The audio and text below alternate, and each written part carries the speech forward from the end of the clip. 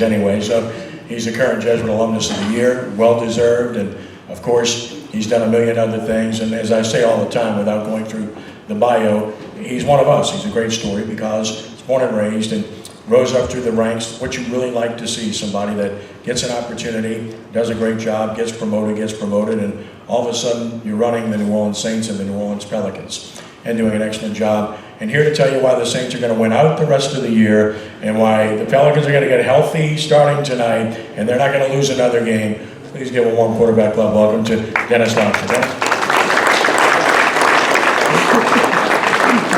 Thank you very much. And first of all, I really want to thank everyone that's here. And like you said, it is like family. I mean, I grew up in Marrero. I love hearing the Marrero contact there. My grandfather served in the 3rd Army. Unfortunately, died in the Battle of the Bulge.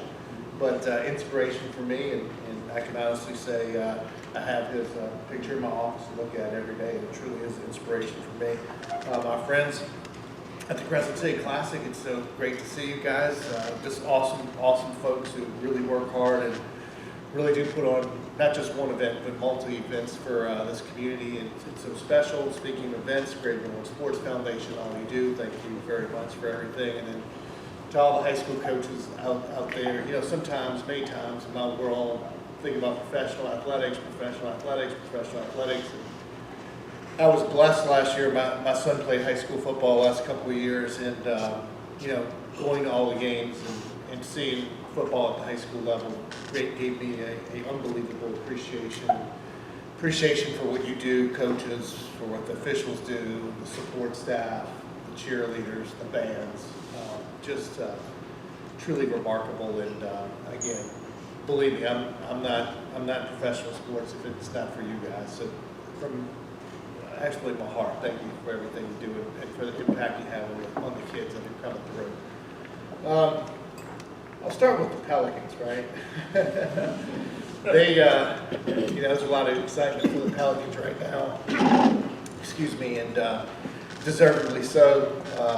Last year was really tough. There were a lot of naysayers out there that said it couldn't be done, but I can tell you that this coach and this group of men and our staff, they believed, they fought hard, they didn't pay attention to all the background noise, they believed in themselves.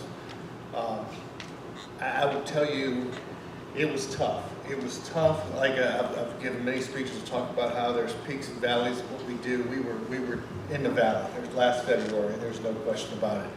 But they believed themselves. They had the confidence, and they came back and they made it to the playoffs. And we had a good run, a decent run. One hasn't finished, and one we have a lot of work to complete. But I can tell you, I think we all were very proud of our organization, proud of that basketball team, proud of what they were able to accomplish. I will tell you, on the Saints side, by no means am I suggesting in any way, shape, or form that it's exactly the same. But we're down right now. But I'll tell you, if you look at our staff and you look at the players and you look at the men we have in that locker room and the coaches we have, and I know you say, "Oh, Dennis, sure," but boy, there's a lot of similarities between those two teams and the group of people we have in that locker room. And I truly believe that the best is ahead of us, and I think we will start to stack some wins, to be perfectly honest with you. And I think, you know, we're a division that has a lot of opportunity, and I think we're able to take advantage of that opportunity, especially with some players that are coming back. And so, although I'm not suggesting we'll go undefeated, Kenny, I will tell you that I think we're going to have a really good run, and we're going to make a really good push. On the business side, I would tell you this has been a very strenuous year. Frank mentioned a lot of the things that give me headaches and pull my hair out, but you know, this construction of the Superdome has been a really big deal, and it is, you know, it's significant. And as a local, and I will tell you even more importantly, as the locals tell us whenever we do our polling, nobody wants a new stadium. They all want New Orleans to keep the Superdome, Louisiana to keep the Superdome, and I wholeheartedly agree. And that's a special place to everyone in this room, and a special place in our community. And so we need to continue to do what we do and keep it state of the art. And I believe it has many more years ahead of us. You know, it's a 4-year construction, or actually 5-year construction period. It's all in the off season, and we'll be ready for the Super Bowl. And with the help of the GNO Sports Foundation, they know some of the things hoops we have to jump through, but that's all okay, and it's part of the challenge. And I would tell you, I've been very, very happy with how patient our fans have been in the Superdome. We've tried to really educate them and explain all the issues. They've been patient, and it's been really good. And our fan experience numbers reflect that. Top of the league, obviously want to be number 1 there, but still have some work to do.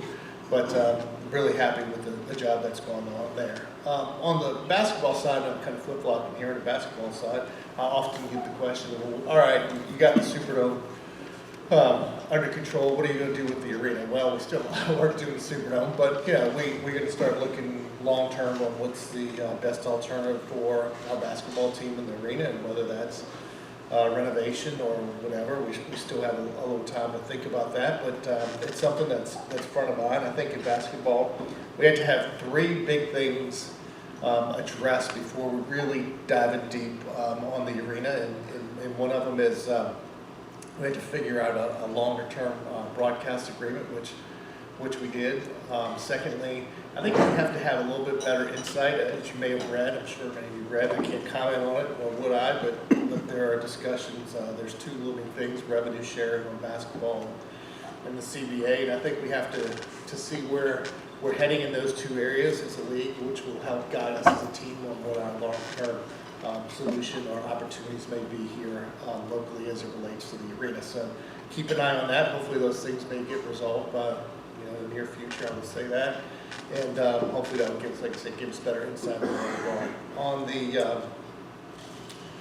On the other fronts, with regards to investing back in the community, one thing I will tell you, I know some folks in this room have done it. This is really important. I'm not just saying this. We have a number of grants that we've been able to get through the NBA Foundation. We've been able to get over $3 million so far from the NBA for local charities here in the last couple of months, a little bit more, maybe last year. If you have a charity, or if you have your basketball and football programs, if you're interested, please contact us. We'll make applications. Not only does the NFL and NBA give money away, obviously we invest in the community too, but there are really good programs out there specifically related to our market. And so all you have to do is contact us, and we'll be your biggest supporter trying to get that money. We're real proud that we're in the top half of the NBA in getting money for their communities, especially considering how small our community is. And some communities have 2 teams, so we're real excited about that. So, like I said, we've gotten $3 million. Hopefully, we'll get another few million for our community, but we need more applications. And so that's not something you hear often, right? Like, send me an application for money. We want to help you get it. So we definitely want to help on that side too. So, again, my thanks to everyone. Thanks to you, Kenny. Thanks to everything that you do for us, and look forward to seeing the stadium, and look forward to seeing you in our high school stadiums around town. Thank y'all.